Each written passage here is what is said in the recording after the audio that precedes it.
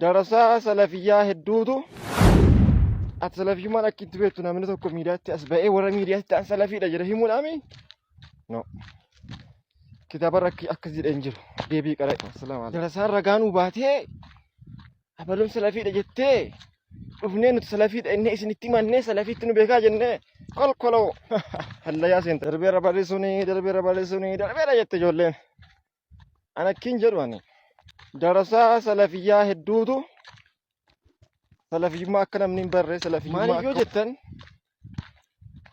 akki kitaabarra jiru salafii ta'uun bakka if yaamu barbaachisu if yaamanii dirqama immoo aqiidaa salafaa qabataniiti.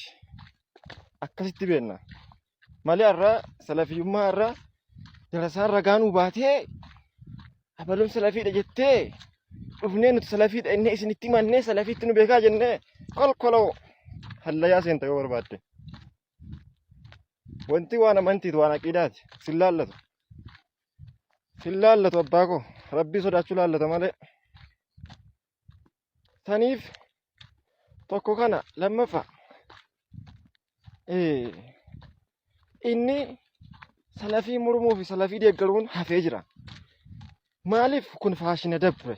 Faashinii dabre akkamitti jennaani namni dirqama hiikaa afaan arabii beeku salafiyyummaa kan mormu hin jiru kan mormu.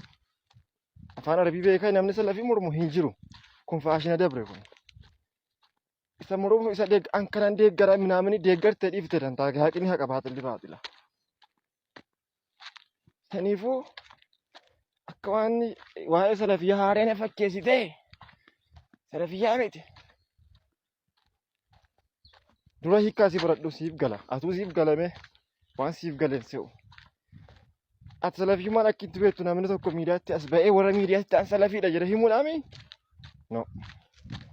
Kitaaba akkas jedheen jiru. Deebii qara. Assalaamu alaikum.